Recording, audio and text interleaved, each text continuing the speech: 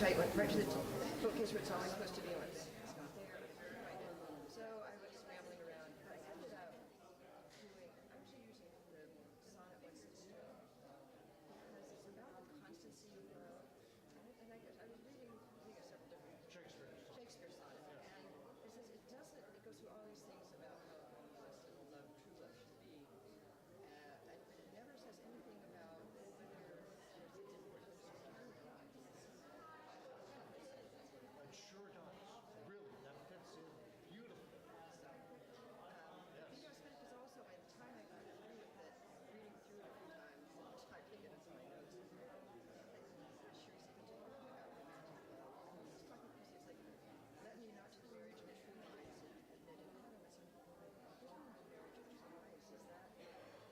Is that what we're talking about?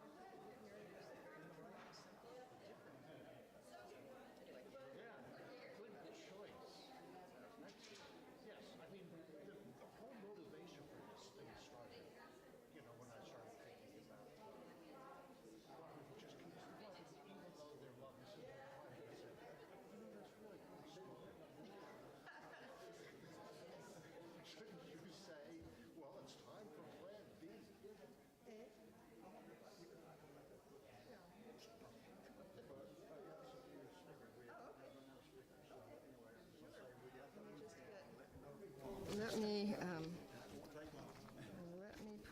I'll stick you in here somewhere.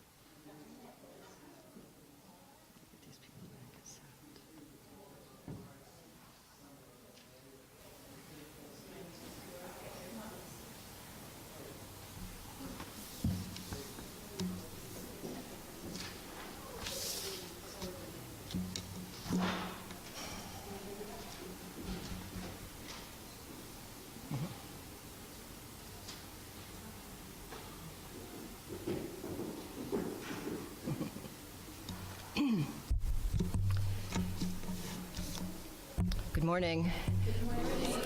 Good morning to everyone here in person at Westside Unitarian Universalist Church and to those joining us on YouTube. For those of you who do not know me, my name is Linda Phippen, and my pronouns are she, her, and hers. I am a member of the worship committee and will be assisting with today's service, which is a lay service at one of something that we do quite commonly in the UU Church. We're happy you're here in person, whether you're watching or if you're watching our live stream on YouTube this morning or at some later time when it's more cozy and comfortable for you to be watching.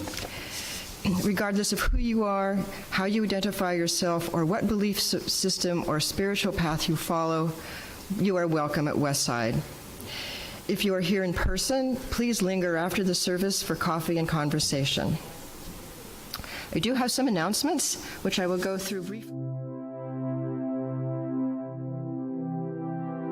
the screen on YouTube. So Family Promise, I'm really happy to say that we are completely covered for all the days and meals. Thank you to everyone who contributed to that.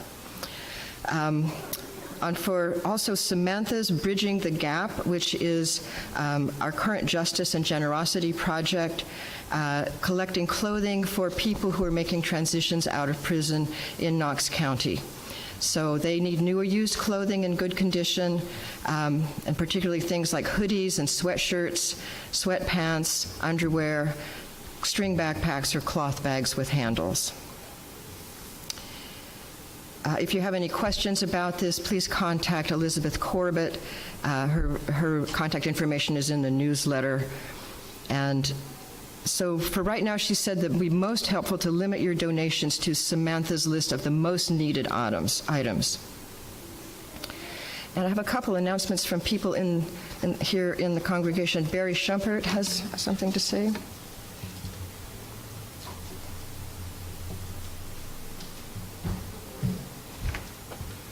This is a quick announcement. The Welcoming Congregation team has been out of the Pride and LGBTQ plus stickers that some of us wear on our name bags, and we just got a fresh supply in. So if anyone is interested in having one to stick on your name tag, see me after the service. We have a good supply here. Thank you. As you all know, the Legacy campaign has been going great guns, and Lori Valaga has a brief thing to say about that, too.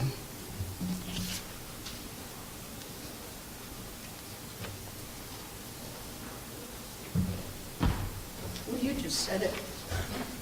No, that's about all I've got to say. The Legacy campaign has been going great guns. Also, next week we'll give you final numbers on that. The week after, we'll have lunch. So join us after the service for sandwiches and drinks and chips and cake, and we'll cheer each other on for our success. Thank you. Okay, the Arts and Crafts Group, which was meeting on Saturdays, will be moving to Sundays after church from 1 to 3. So get a chance to grab a bite of lunch and then join us for Arts and Crafts. This is because we've moved it from Saturday because of the next thing that's going on, and that is the VITA, the Volunteer Income Tax Assistance Program, which will be running starting in the beginning of February and going all the way through tax season. And they will be meeting on Mondays, Wednesdays, Fridays, and Saturdays. Saturdays is a new addition this year. Lastly, I have an announcement about the second Monday lunch. Everyone is welcome, and on the second Monday of every month, and the next one will be on February 13th at 11:30 at Connor's Steak and Seafood in Turkey Creek. Anybody else have any announcements? Okay. Sandra is now going to play Greenfields as our gathering music.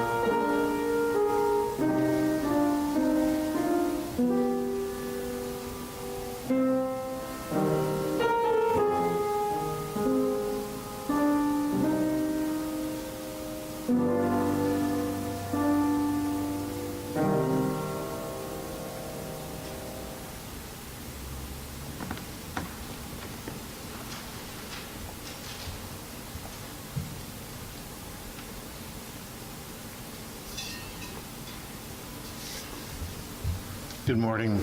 My name is David Howell. It is my pleasure to be here as well. My pronouns are him and his. I always wait every Sunday for Reverend Carroll to ring the bell, have the Bulls sing for us.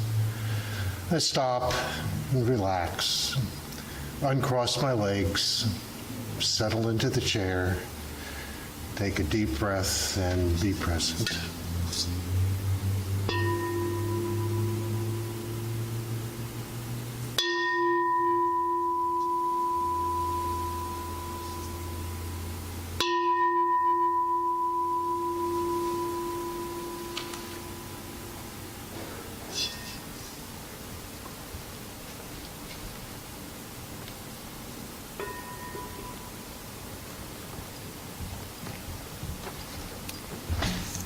So David is going to also light the chalice this morning. And for the chalice lighting, I chose Shakespeare's Sonnet 116. If you've been to many weddings, you may well recognize it. As is appropriate for a wedding, it speaks of the ideal constancy of true love. But it struck me after reading the poem a couple of times that it never mentions any expectation of love being requited. Today, David Howell is going to talk about a different kind of love, God's love and the theology surrounding it. So Shakespeare says, "Let me not to the marriage of true minds admit impediments. Love is not love that alters when alteration finds, or bends with the remover to remove. Oh no, it is an ever-fixed mark that looks upon tempests and is never shaken. It is the star to every wandering bark whose worth's unknown, although its height be taken. Love's not time's fool, though rosy lips and cheeks within his bending sickle's compass come. Love alters not with his brief hours and weeks, but bears it out even to the edge of doom. If this be error, and upon me proved, I never writ, nor no man ever loved." So I think we're singing.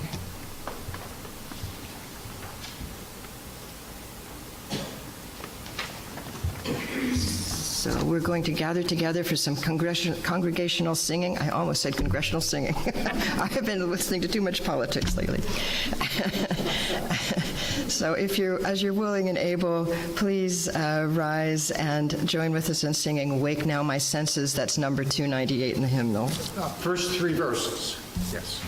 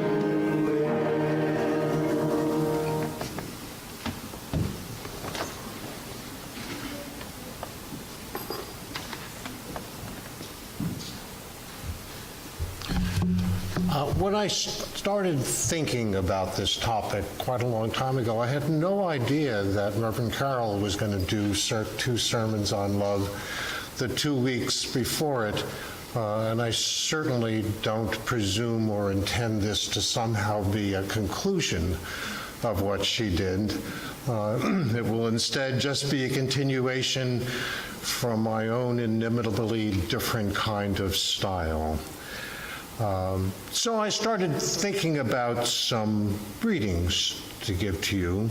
Also noted that the offering coming after these opening remarks is a very appropriate one, because our offering, we don't know exactly who it's going to go to. You know, we know the general.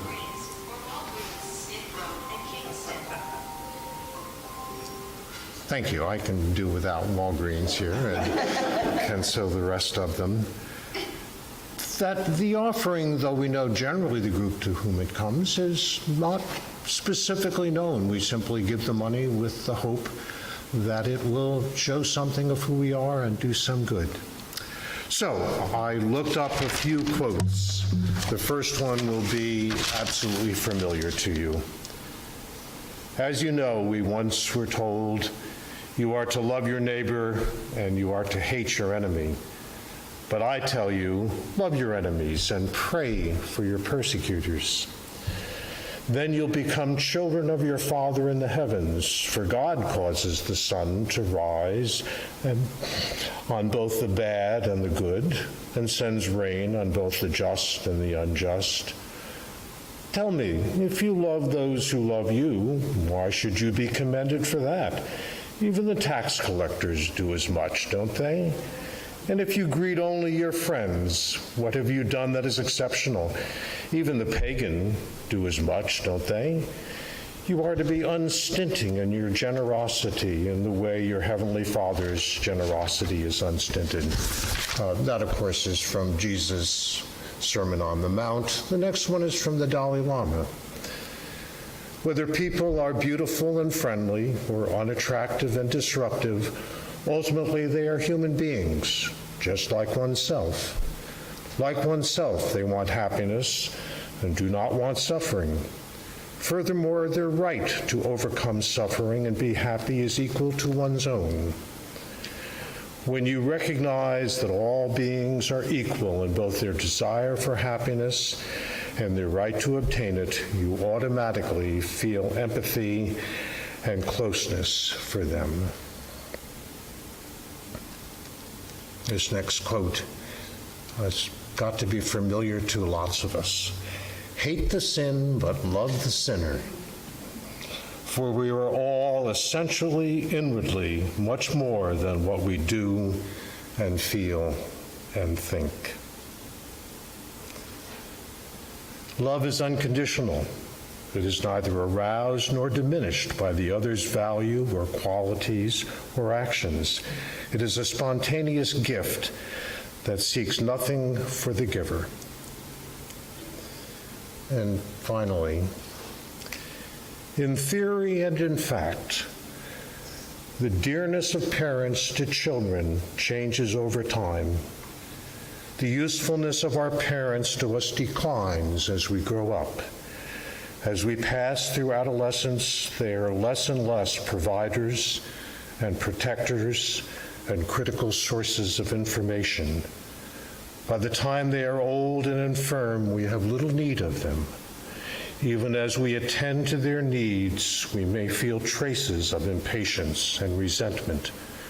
Our parents, in the end, may be as dependent on us as we once were on them, yet we don't look after their needs with quite the same gusto that they, when we were children, brought to ours.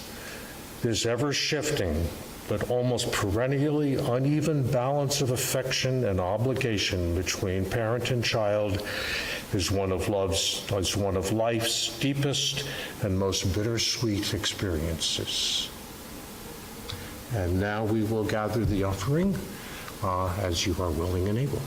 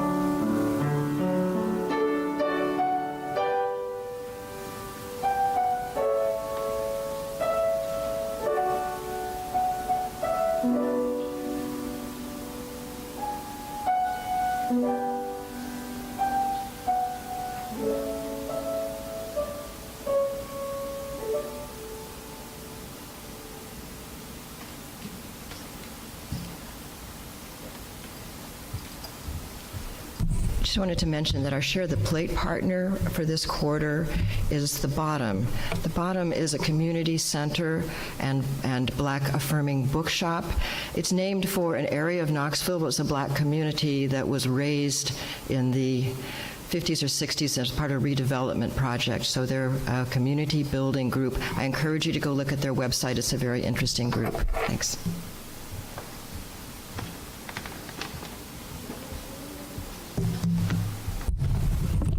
Linda is a wonderful worship associate. She just so nicely said, oh, by the way, you forgot to say who our Share the Plate partner was. No criticism whatsoever.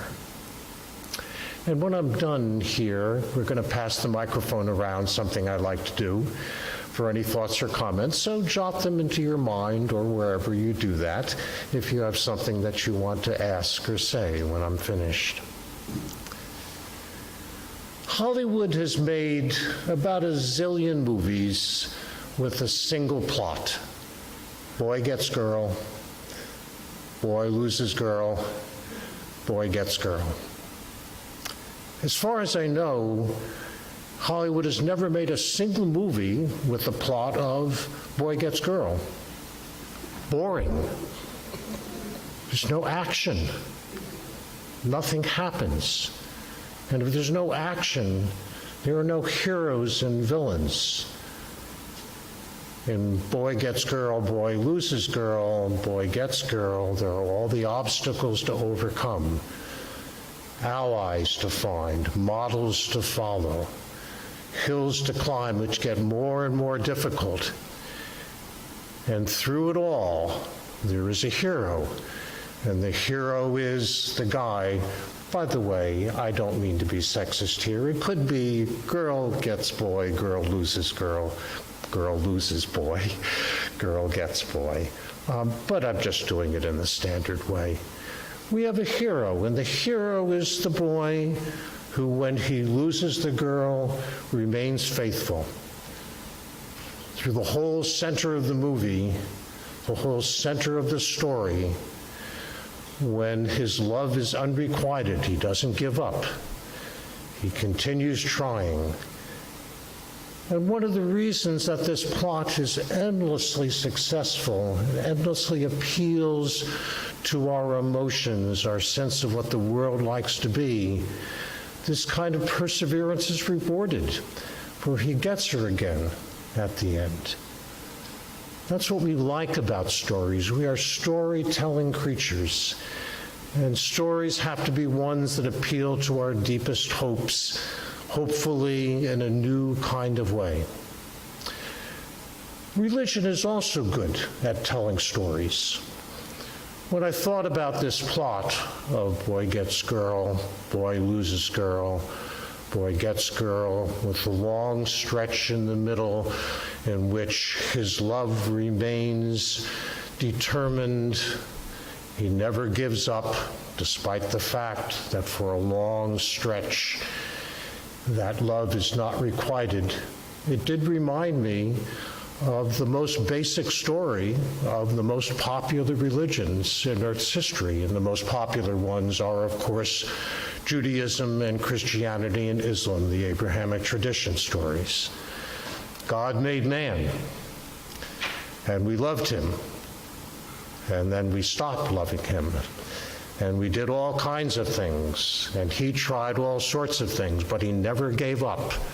Despite the fact that his love for us was unrequited, he continued to persevere.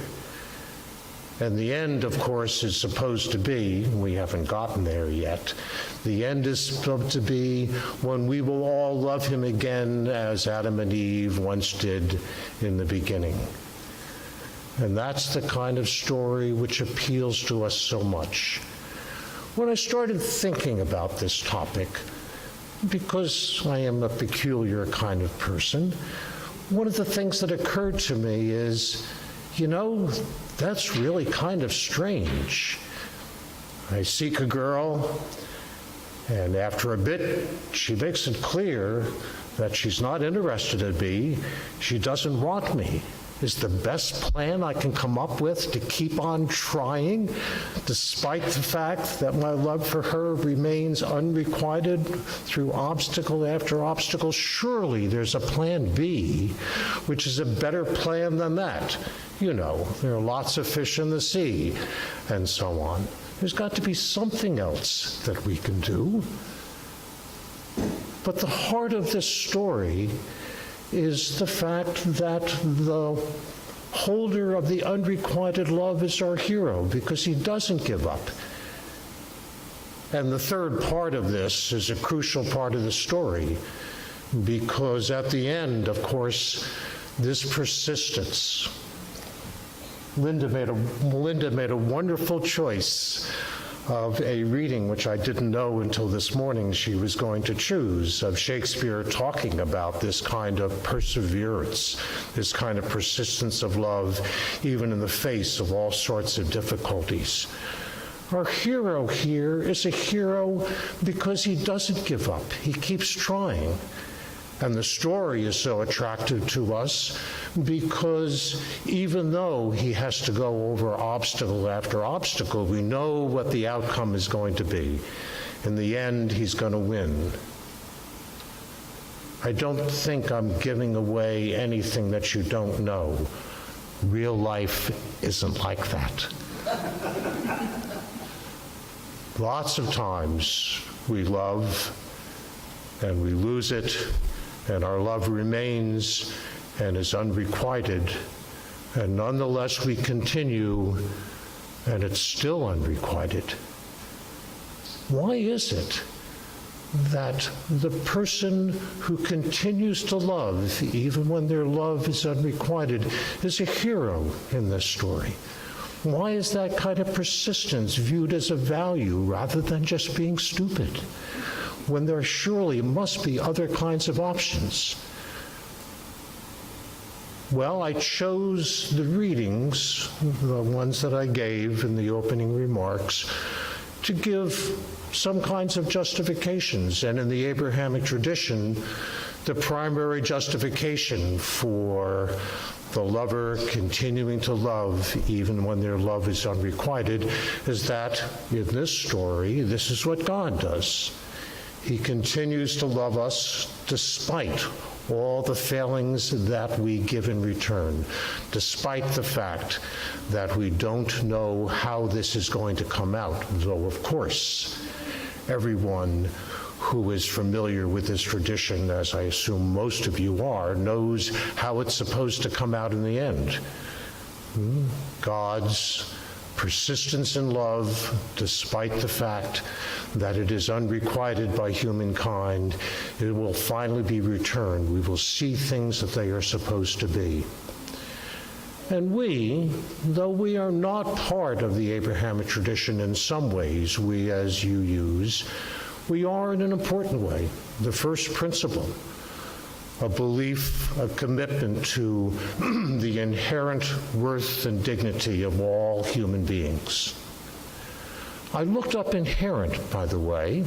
One can do this on Google without any problem whatsoever. And it says that which is permanent and fundamental. Permanent and fundamental. The inherent worth and dignity of all human beings. Now, if someone really is filled with worth and dignity, then of course we should love them. How can you not love that which is filled with worth and dignity? But it doesn't look like it sometimes. It looks very different. Isn't it nice to be the hero, the one who continues to love their enemies, following God's example? For as Jesus says in the passage from the Sermon on the Mount, when this does not work as it's supposed to, we must remember that God's example is an example of continued love despite our behavior. And if he does it, then we get to be his children if we are like that. I thought at this point about unconditional love. Unconditional love is supposed to be love which you do despite the fact that you don't get anything out of it. The next passage from the Sermon on the Mount, just to remind you, in case you have forgotten it, is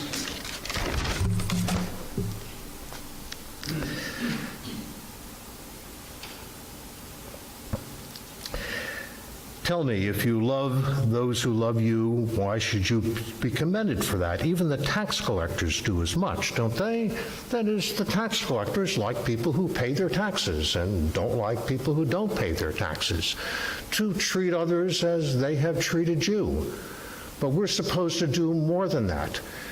And if it really is unconditional love, we're supposed to do it without any reward. But as a matter of fact, the way Jesus puts it in the Sermon on the Mount, there is a very big reward. We get to be the children of God. How can it be any better than that? The idea that somehow the distinction here is between loving with a reward and loving without a reward doesn't quite meet the way in which it is normally put.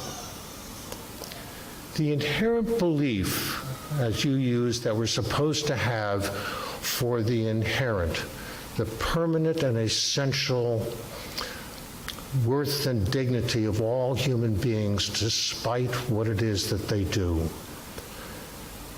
The opposite of this is a misanthrope. I don't think there's any other word. A misanthrope, just in case you happen to have forgotten this, is someone who, rather than loving all human beings, hates all human beings. Ebenezer Scrooge. You know how the Scrooge story comes out, don't you? Scrooge's true internal nature comes through at the end, and Tiny Tim changes his heart, and now instead of hating all human beings, he loves all human beings. If we knew that that's the way the story was going to come out, then it would be relatively easy to hate our enemies. They're not really our enemies. They just don't know what's going on yet. And like Ebenezer Scrooge, if they have helpful ghosts, they will be told enough so that they're able to change what's going on and be able to be someone who now sees things as they really are. I thought of this point when I was thinking about Socrates' defense at the trial for his life, and Plato's account of it anyway, in which he is accused of trying to destroy children. And he says, of course not. I try to help everyone. How can anyone do anything different? When you help someone, you make them better. And when you make them better, they're happier. And when they're happier, they're better to you. So of course you want to do this for everyone. And stories like the story of Ebenezer Scrooge touch us because that's the way it comes out. I've thought a lot about what storytelling creatures we are, and how the successful religions are the ones that tell the story that we want to hear. Maybe it's even true. I pass no judgment on that. But it clearly are the stories that we want to hear. And one story that it would be nice to hear is that in return, like the middle passage of the classic movie, when our love is unrequited, we know that if we just keep after it, we keep doing it, things will turn around, and they will be like they are supposed to be at the end. And now, of course, the puzzle is, how does one go about doing that? What is the state of mind? What is the premise to keep loving those who do not love you in return? And the full answer to that is because they are human beings who want to be happy, human beings who want to end suffering.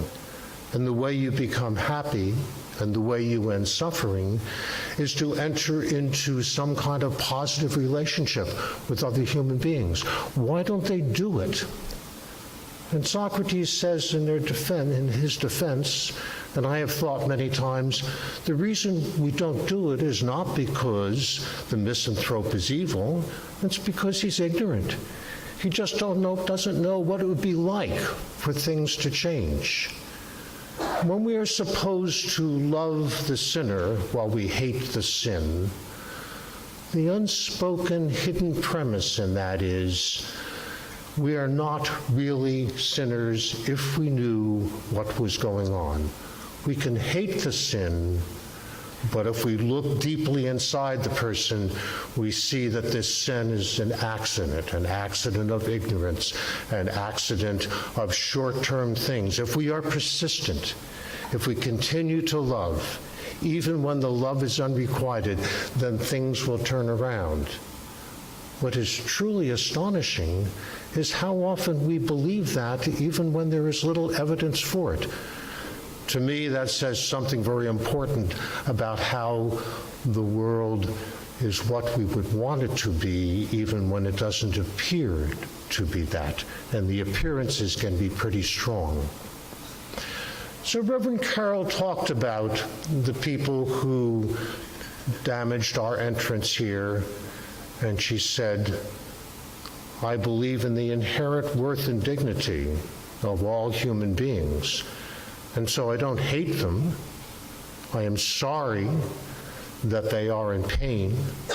I am sorry that they feel what it is that they do, but that is not sufficient reason for me to hate them. Inside them, though she did not go on to say that, I don't know how the story can be continued. Inside them, there is a different self. And this self is the self as they really are, or as they should be, as they would be if they really knew in themselves what it is that is going on in them. Why do we cause others pain? Why do we respond to other people? You know the answers to that. Fear and helplessness. But there's another possible answer.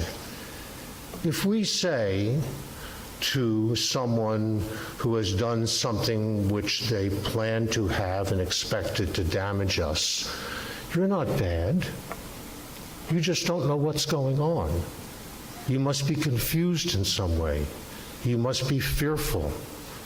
You must be unable to get your true nature out there. That makes us feel quite good, because then we have a real kind of power. We're the ones who might be able to cure them. And that does work sometimes. Someone who has been bereft of love, when you really show it to them, may well learn how wonderful it is to have this as an option and stop behaving. Ebenezer Scrooge is the perfect example of that, and how we love that kind of story, and why that story is such a common story in religions as they continue to tell us how we are the way to be. I went pretty quickly past a pair of phrases there. I want to slow down and give you the chance to think about them. Telling people how they really are when they don't know it themselves. Telling people what they should be or what we think they should be. We are, very often, when we love our enemies, telling them what they should be, and then we dress it up. We say to them, this is who you really are. You just don't know it yourself yet. And if you could recognize this, if you could recognize who you really are, / who you should be, then my love for you will no longer be unrequited. Would be that it were so simple. So I was thinking about the unknown people who did the damage out there, in which it is very tempting and maybe true to say they acted out of fear, they acted out of anger. What if they came over and said, no, I'll tell you what I was doing. I believe that one should hate the sin and love the sinner. And you're the sinner. You're the ones who teach things that are sinful. You're the ones who do things incorrectly. You're the ones who are mistaken, not me. And I did this out of love. I wanted to grab your attention, and I couldn't figure out any other way to do it. The only way to move on from this point is have some kind of a conversation. But conversations at this point are exactly the sort of thing which we're almost always unable to have. That's one of the reasons, by the way, why I want to send the microphone out after I'm finished talking, so that the conversation can continue here. A conversation in which we attempt to really listen to each other and get a chance to try out some thoughts that we might have and see what other people think about it. When you have the belief that if only we converse with each other, if only we understand with each other, and it's really true that all human beings have inherent, permanent, unchangeable, essential worth and dignity. If we really believe that, then the only thing that can stand in the way is some kind of lack of understanding. And if someone is a misanthrope, they can, like Ebenezer Scrooge, be turned into something else that is what they really are, or what they should be, if only we figure out how to get to them, how to get them to understand that. Unrequited love is a very strange thing. It pretends to be unconditional love, and I think we have all been taught that unconditional love is also a strange thing. And so as I was thinking about this and musing about it as I do, I said, you know, that's really rather odd. Unconditional love being obviously true love and the true thing to do. Don't I properly recognize the value and the worth and the lovability of someone by what they do and what they think and what they feel? It doesn't make any difference to me at all what my friends do or what my children do or what my enemies do or what my family does. Doesn't make any difference at all. My love for them is unconditional, rather than being based upon the way in which they respond to the way in which I reach out to them.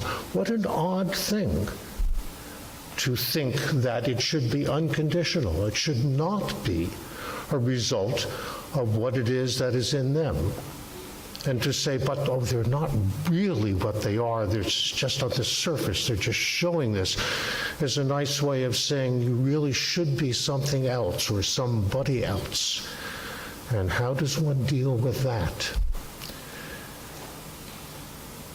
As Reverend Carroll went through all the different kinds of love, affection, admiration, desire, respect, those are all different kinds of things. Feelings we have for family, feelings we have for friends, feelings we have for particular loved ones, and so on. It occurred to me that all of these things, as different as they are, affection, desire, admiration, have one thing in common. They all make love a quality of the lover. It's something that I feel. And I know what I feel even when I don't know what you feel or could feel. Love is a quality of the lover. And I turn again to religion here. There is a long tradition of love as something different than any of these, and that is love as a relationship. Martin Buber does this best in I and Thou, in which he says, when you're talking about love as a relationship, it's not the individuals who are the two ends of this, who are crucial. It is the relationship in the middle. And it's the relationship in the middle which shapes things, not the two individuals or the two groups or the two whatever who are feeling things and doing things and thinking things. It's the relationship itself. To ask what love as a relationship is like is to ask what is necessary to have a relationship. And I can't resist the old adage here, it takes two to tango. You cannot have a relationship unless both people are interested in the relationship. One of the essential features of unrequited love is that there can't be. This is just a matter of logic.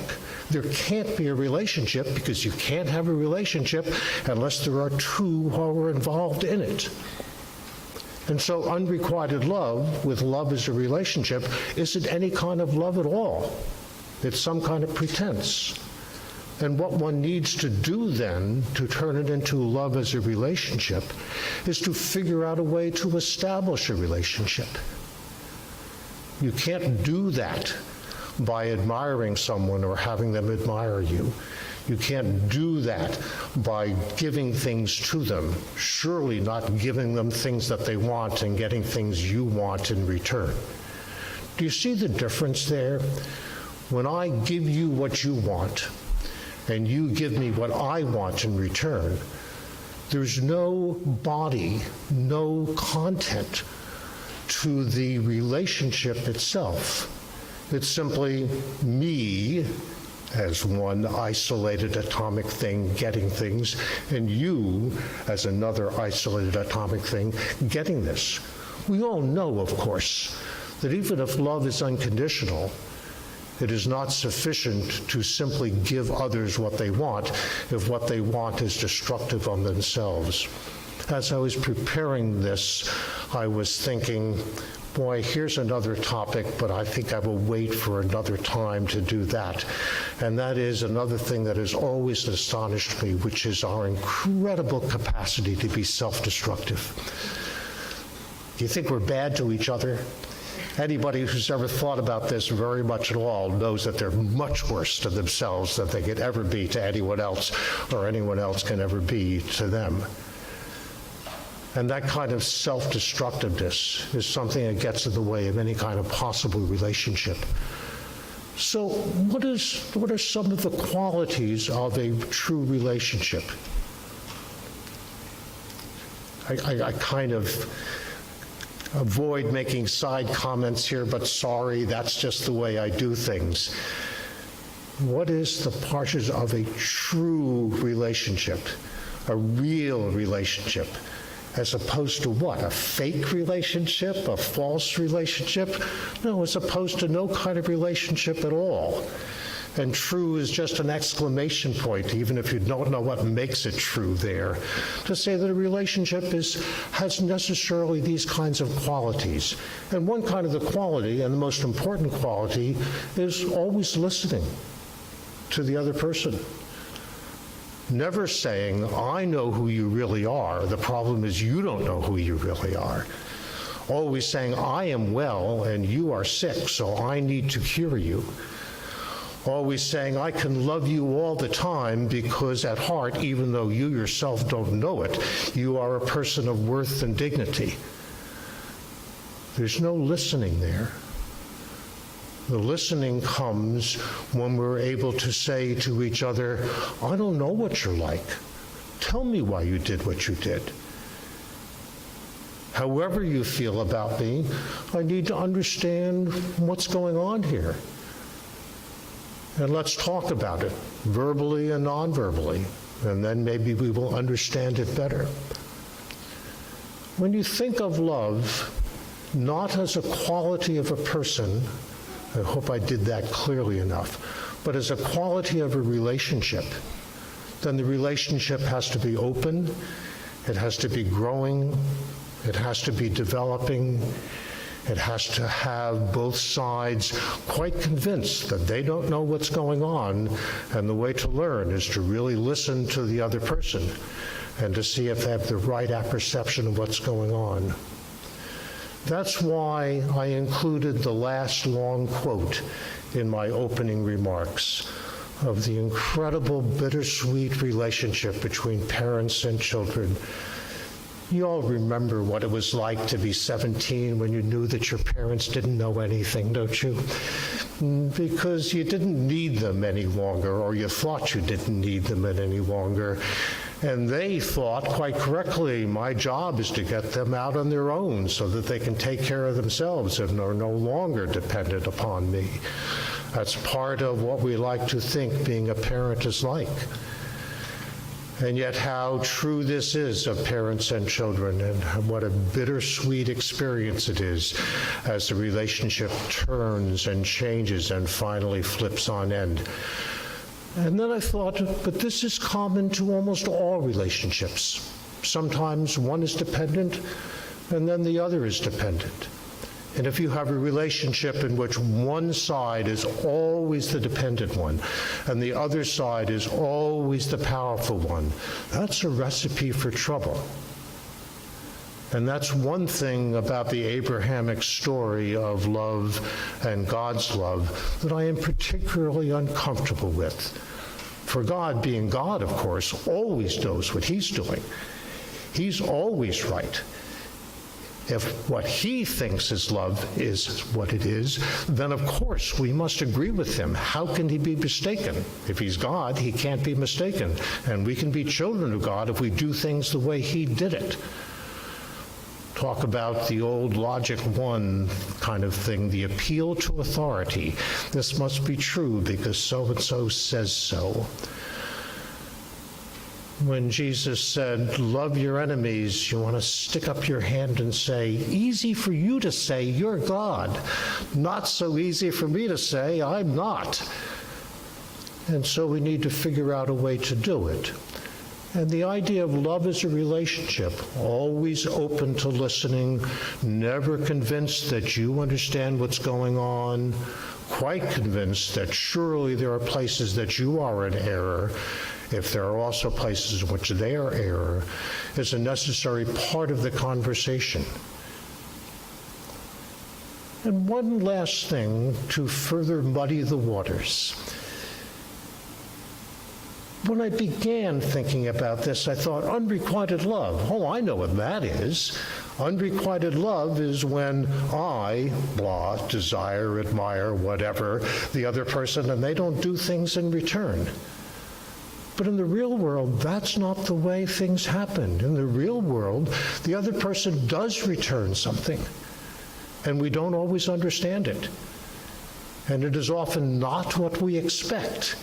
And we say, you don't love me because you didn't do so-and-so, and the person replies, no, I do love you. It's you who are unable to understand that this is what love looks like somehow.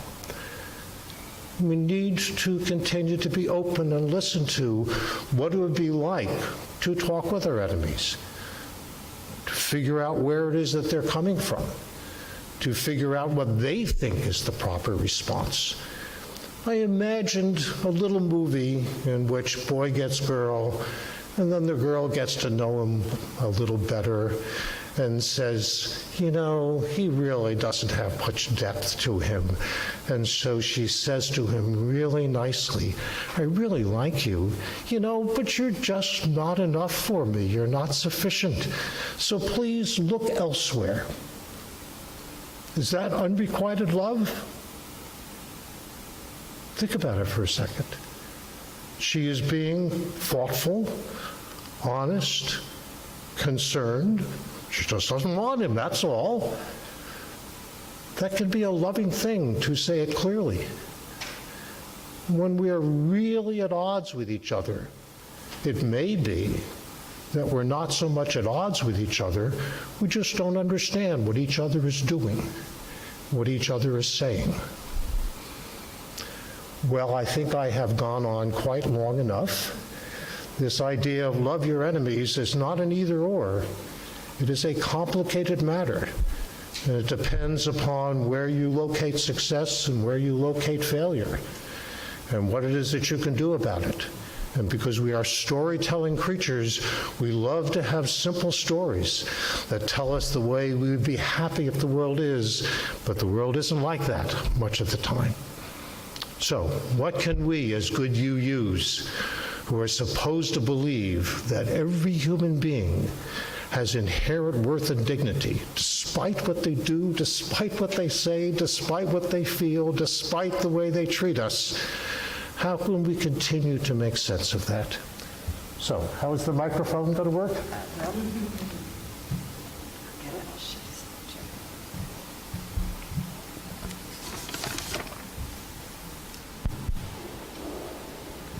So if you have a question, please raise your hand. I'll bring the microphone around to you. If you're listening on YouTube, please put your question or comment in the chat, and our tech guru will relay it via the microphone here so we can hear it.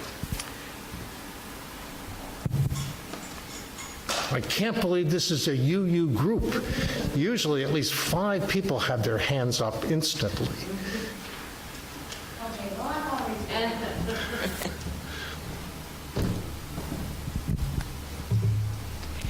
David, you just threw so much at us that we're all just sitting here sort of dumbfounded trying to pick out the pieces.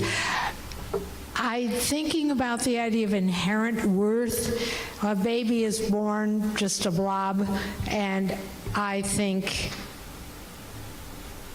it can become anything depending on what the experience of life is that happens. It can turn that into a person who's a loving person. It can turn somebody into a fearful person who is therefore always doing those kinds of things that we think are wrong. So I guess I'm thinking people are born with the inherent possibility of worth. Yeah, I did Google inherent because I realized as I was going over this, I didn't know what inherent meant. And Google says it means permanent and essential. Well, possibilities are closer to permanent than actualities are. Essential, boy, I don't know. Anybody really knows what essential is, I'd be happy to hear it because I don't understand it. Because it's so easily such an excuse for, well, what's essential is somehow deep in the heart of each person, so it can be hidden in all different kinds of ways, but it's really, really there nonetheless. Do we ever just give up on someone? Boy, that's a hard one, isn't it?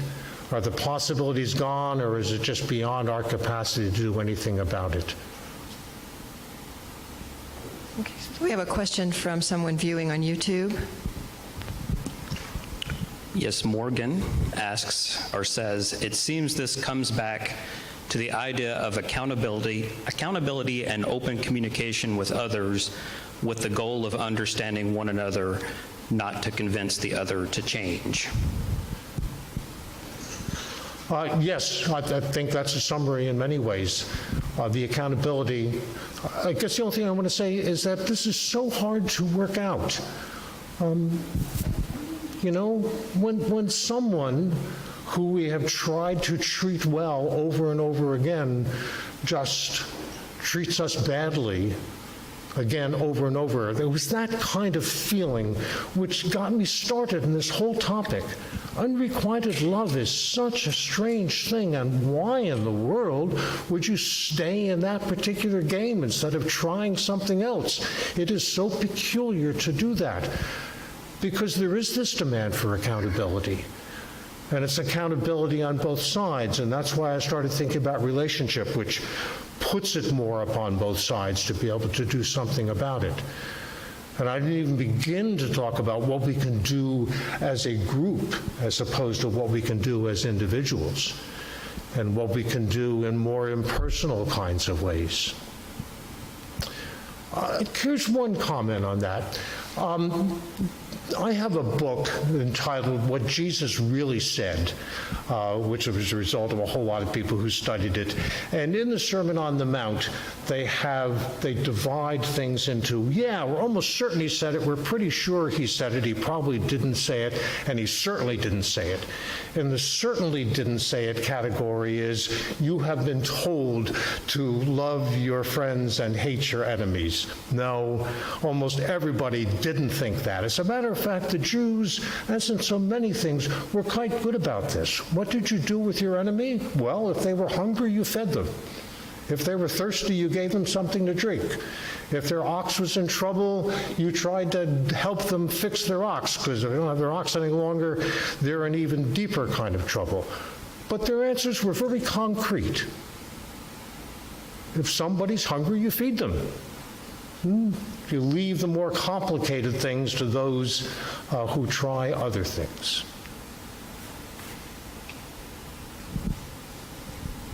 This question comes from Curtis.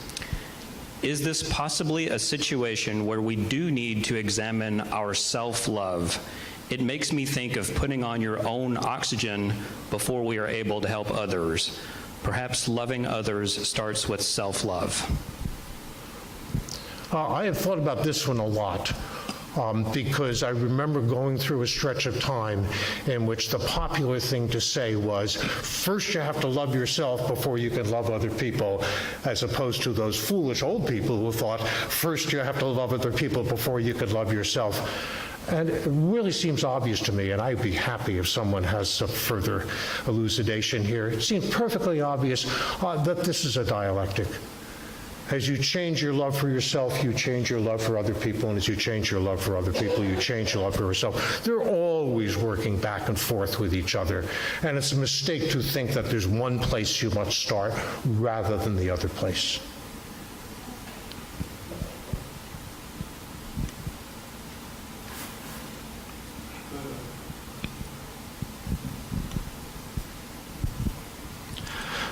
I tend to think that all this philosophizing kind of ignores evolution, and that evolution works at the scale of survival value. And I'm just posing the question or observation, I guess, that if you're trying to have a relationship and love other people, whether it's romantic love or just filial love, you're doing that because it helps you survive, it helps your community survive. And at the other extreme, I think groups of people sometimes behave collectively in ways that have survival value for them, but it does not have survival value for the other group of people. Think of the genocide of North American natives by the white settlers. Had great survival value for the white settlers, but not so much for the Native Americans. And similarly, we've faced the international situation. Maybe Vladimir Putin had inherent worth and dignity when he was a baby, but now he's a mass murderer. And, you know, there might be survival value and if somebody would knock him off. So I think individuals and collectives of human beings ultimately behave in ways that either do or do not have survival value. And we might hear some maybe from some of our psychologists and psychiatrists about the problem with psychopaths, you know. How much inherent worth and dignity does a psychopath have that goes around killing a lot of people? Thank you very much. The first thing I want to say is that last long quote I read is from one of my favorite books, which is about the evolutionary basis of psychology. And I think that this is very much the way things do, as a matter of fact, work, that the ways we are shaped by evolution. And what evolution tells me, among other things, is that we are successful as a species because we are enormously flexible. We're able to change according to circumstances. There are kinds of creatures, they're just stuck in doing what it is that they do. It doesn't matter how well or badly it goes, they are just stuck in what it is that they're able to do. I run on too much. Study of birds, they can't start brooding their eggs until there are 4 of them there. A group of naturalists, every time they laid the 4th, took one out, and so they laid a 4th one, and they took that out, and they laid another 4th one, because they couldn't start brooding until they had 4 eggs to sit upon. The stupid bird went on for like 30 days, laying a 4th egg, before it was able to, it finally just gave up. Human beings, on the other hand, we are amazingly flexible. And that's exactly the philosophical importance, I think, of this, is that we're able to think about other ways in which we might go about it, the ways in which circumstance, which also includes information, is helpful here, and the way in which thinking about it by ourselves and with other people gives us an opportunity to go about doing things. So far from it being a matter of evolution, it is very much rooted in how I think, at least, we have developed evolutionarily as a species according to natural selection. And the last thing, you went and left me, the last thing that you mentioned was a lot of people are now saying, and I think correctly, that the destruction of the Native Americans for the white colonists may have been good for the white colonists for the moment, but we paid a pretty high price for that, and things we're going to lose as a result of that. I don't believe that as strongly as Reverend Carroll does, but there is some kind of truth to that. The damage we do to other people usually lessens our opportunities as well as theirs. That's part of it is astonishing how self-destructive we are. Shut up now, because I could go on for that. Yes. Are we done? I'm having coffee afterward. Happy to talk for a while, anybody who wants to talk.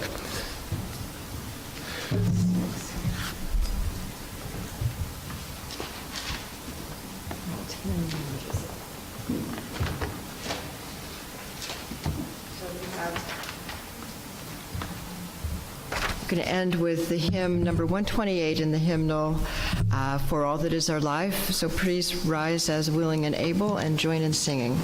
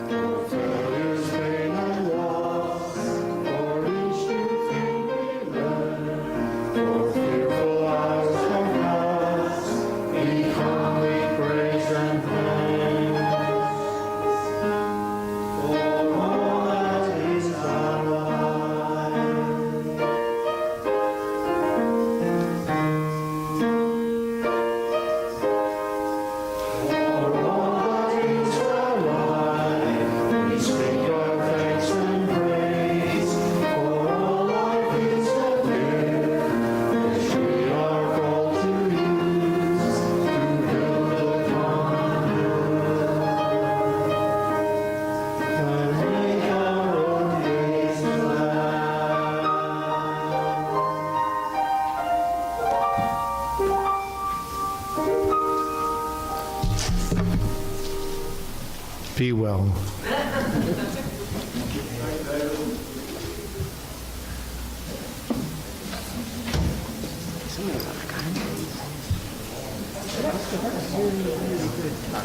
Thank you.